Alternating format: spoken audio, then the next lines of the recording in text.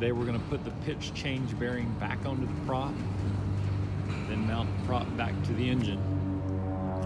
I want to thank Stanley Weeks for a good point of advice I should have done yesterday. We should have unhooked the spark plugs for safety, just to keep it a lot safer while we're doing it. We're going to take care of that next. While I'm thinking about it, I want to point out the 3 documents that are out there readily available on the web. All of these are, in my opinion, essential before you start this. This is the actual manual for the prop itself. And this was from vintagebonanza.com. Thank you to them. Also, Mark Mantle wrote this right up after he did his of steps to take as he did the process. That's very handy. And then finally, these are pretty much the best thing out there. CSObeech.com files have pictures and steps of everything you need to do along the whole way. So the next thing I'm going to do before we put this back on is I'm going to go through this manual step by step and make sure I have everything lined up and set up properly on here. Then we're going to clean up these wires. They're just sloppy as can be, and make those look nice and be a lot better than what they are. I'll catch back up with you in a second. All right, I've just set the assembly back onto the prop. I've got the first nuts started here. We're getting ready to tighten these up back on the prop. Once these are in, we'll put the new cotter pins in place. We'll do this on both sides. We're gonna go back one more time and double check and make sure we have everything lined up properly. We'll redo the wires and then we'll get it back on the plane. Okay, I've got the hub assembly connected now to the pitch change bearing. We've got a new cotter pin in here, and on the other side, I lubed these yokes a little bit. Hopefully it'll make them a little smoother. They work fine, but it was suggested in the manual to do that. I've got a layer of grease here, here inside. Of course we did that when we assembled, but since I just put it on, just clean it up a little bit and have that lube in there. Next step we're going to do is get rid of this sloppy wiring. So, closer look at the wiring here. Number one, there were just some random wires not connected to anything sitting in this wiring bunch. All these little connectors, and look at this. What kind of splice is that? Who does that? Also, the posts were loose here and here, so I've retightened the post. But one thing I want you to look at is up close. I hope we can see it. Right there. If we look really closely, right here, it looks like wire chafing maybe. Some corrosion on this wire. So we're going to take this apart and see if we need to rewire everything. Take a look. I took all the nuts out of the limit switch. I did not pull the screws up because likely those screws are also holding the limit switch. So we're just going to take off this cover to reveal the joy of some very old wiring. Look at this one. Look at this one right here. And right here. So, what we're going to do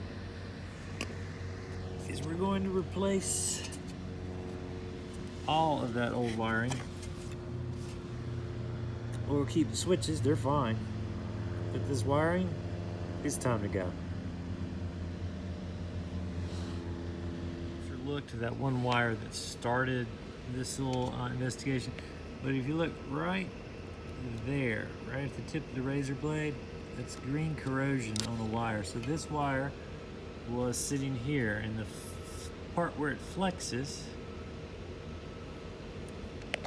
in the wind, as the wind's coming by, is the part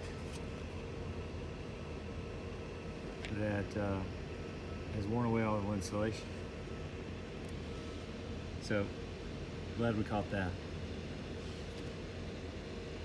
You guys can see what's going on. I took the terminal screw out,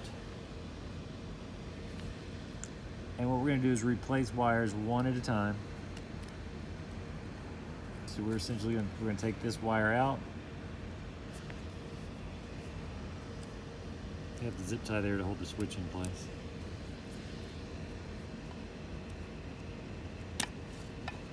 So that's the one wire. Again, let's take a look at the one section that was bad right there, right here. So we'll make a new wire. We'll replace them one by one until they're all new and clean and reliable. So here's the wire we're going to replace it with. It's the same gauge wire that was originally installed. It's Teflon or T-Fezzle wire, military spec 22759. This is 16 gauge. It's a pretty good wire. It's the same wire that's used in aircraft today. Wire completed. I use shrink wrap on it. I use a double shrink wrap. It's just something I like to wrap it in tighter. So we'll put the new wire in place here on the switch. We'll route it through the same hole, just like this. Screw it back in place where it belongs, onto its terminal, and then we'll move on to the next one. Only do one at a time, that way it keeps you out of trouble. Okay, I finished replacing all the new wiring. These actually come from the, these go to the motor, these go from the power from the aircraft, actually comes from the switch, the up, down, prop adjustment switch. So we got all the new connections here, all the other ones are removed. We've got a very strong zip tie strain relief in case somebody pulls against it. This is before I'm getting ready to wrap the wires. We've got 3 new wires going to the motor. We've got our ground and then our up down changes, and we've got new wiring to supply power. This was the one I originally had marked, saw in the first video, our ground wire. So it's all the same gauge, all mil-spec Teflon wire. We're getting ready to wrap this in this loom. I want to show you a few things. So this wire in particular, this is one of the original ones that came from the power from the switch in the plane up here, and you saw how horrible this was. Also, if you look close, and I hope it'll show up, we'll see, another section of bare wire was visible right there. So we had multiple points of this old wiring that could have shorted, popped circuit breaker, or worse, that would have prevented the prop from being able to change pitch. That was one of the wires. This was the other one.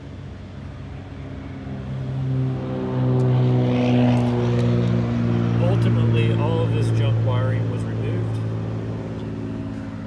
This is the new wiring. I'll show you a quick view of the new loom once it's in, and then we'll finally get to mount the prop. Okay, last look at the finished wiring. We've got our new connectors in place. We've got heat-resistant loom with heat-resistant tape in place for the wiring. The wiring is zip tied now to it, so we don't get movement. Again, you saw earlier, zip tied underneath. Wires that don't move are happy wires. They don't chafe and they don't short typically. So we've got a long extension. We'll reconnect that inside the engine when it's done. It's time to put this back in. and throw all that junk away. Okay, I just set the prop back in place. It's not on all the way, it's just threaded on slightly. A couple things to look at. Number one, hopefully we'll be able to see this today. I've got the motor back in its original position, and you'll see that the bolts here, see if we can zoom in, this bolt is lined up and all 6 of them are lined up. 1, 2, 3, so we'll make sure all 6 of them are lined up before we further press in the prop. When I did set it on it, remember in the first video there was a little keystone to line up, so I just looked through the inside of the hub to be able to see where the keystone was, and it really slid on pretty easily. So we're gonna go ahead and get that back in place. We'll do a couple of checks, tighten it up, and move to the next phase. Before you tighten the prop all the way up, I didn't, so of course I'm doing it twice. This little beveled washer that we talked about before, that goes over the grommet, that needs to be put on before you tighten the prop, because this gap comes together and there's no way that you can back off the nut far enough without being very precise with the ring gear to get in the hole. So be smart, put this on before you tighten the prop. Have the prop on, but loose. Not loose where it'll fall off, but so you have enough gap. Put this washer in place and do that for all 6. Then tighten the prop up.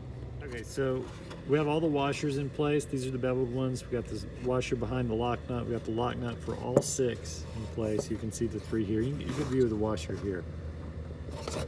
So at this point, I'm gonna gently tighten in the prop. And as you know, when this one turns in, it pulls the prop inward. And you'll be able to see that it comes in as I screw the prop in. You'll see these things come closer if you look close. So I'm screwing the prop in by hand, and it comes up on the spline. It's a very easy movement. It's not much at this point. There's no torque. I'm just turning by hand. But you saw how it slid into place. So the prop's on the splines. The 6 are in, nuts are in place. Once I tighten up the prop a little bit more to the proper torque value, I can go back and tighten these 6, but not before then.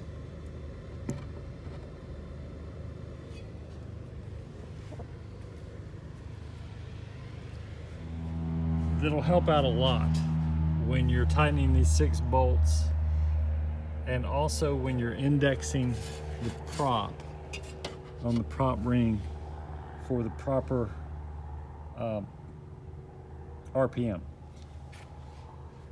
These are my wires that go to the pitch change motor, and this is a 12-volt battery. Since I don't have somebody here to flip the switch in the cockpit, I can just touch this wire to it and get the ring gear to adjust right here really quick, and do whatever I need to do to line up the bolts. It's also a good way to test my new wiring.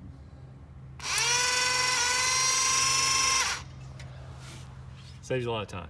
Okay, I'm about to start indexing the prop, and what I mean by that is setting this pitch, the pitch angle of the prop, so that I get the correct RPM on a static RPM run-up. Now, the pitch is changed by the movement, obviously, of the gear and the ring gear, but the adjustment is made by this bolt. There's 4 of them. You have to move this ring gear until you get the right pitch, and it's a lot of back and forth. The way I do it, though, is I want this bolt to have just a barely, just a small gap when the prop is in the full high RPM position. I just want a very slight gap right there, and to do that, I put it on there. Then I run the ring gear up using my little battery thing that I just showed you as I watch this. And if it's not enough, I take the bolts out, I adjust the ring gear until I get it close where I think it's going to be pretty close. It may not be perfect. I won't know until I do the actual static run up, but at least it'll get me close. So right now, let's take a look at the depth that we have here. That's how much ring gear space we have left to move. I'm gonna put the battery terminal on it. I don't know which one I've got in my hand, and we'll see which way it turns. So it's moving the correct way. I'm gonna run it until it stops by the shut off. Okay, so still got quite a bit of adjustment that I'm gonna need to do in order to get this to work right. So I'll go back in, adjust the nuts until I get the proper spacing. Okay, after 17,000 different tries of combinations, I think I've got it right. I've almost killed the battery. But at full high pitch, I want this nut to be awfully close to that, but not touching, really close. Hopefully the battery will last long enough for this last test.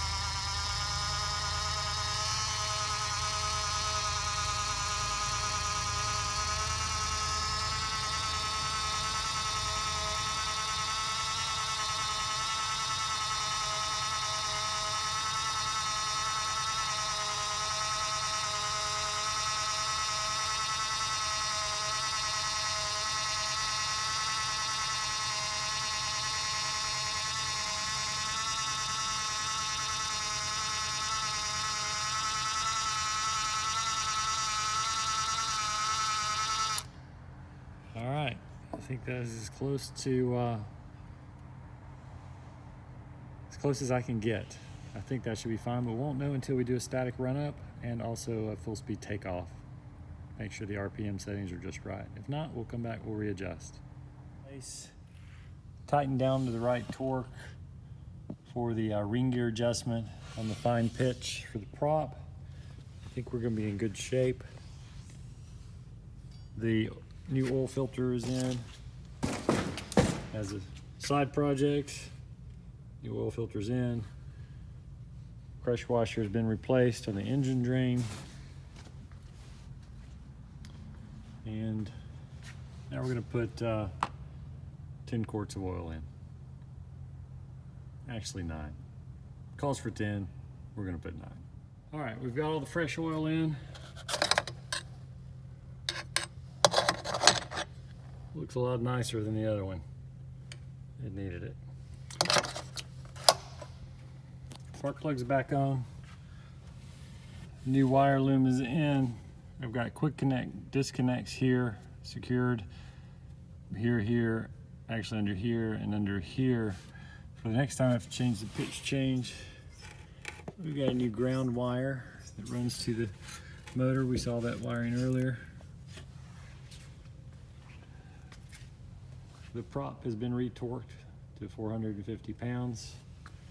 And the last part to put on is this cotter pin, which goes through this hole to secure the prop. That's the last step. Other than testing it, making sure the RPM is set, and if it's not, we re-index all these gears. Hopefully we've got it pretty close. I think I do. Get the covers back on. Ready to go. All right. Last step's done other than put the prop spinner back on. You can see in here we've got the safety pin going through the hub, through the outer hub, coming out here, and the cotter pin's bent. Other than testing out, which we'll do tomorrow since it's 9 o'clock at night here, it's time to close it down.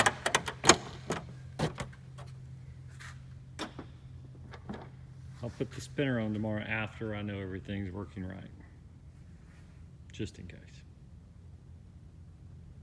Hope this video helped everyone. I'll be watching it again next time I have to do it. I went ahead and put the prop spinner on.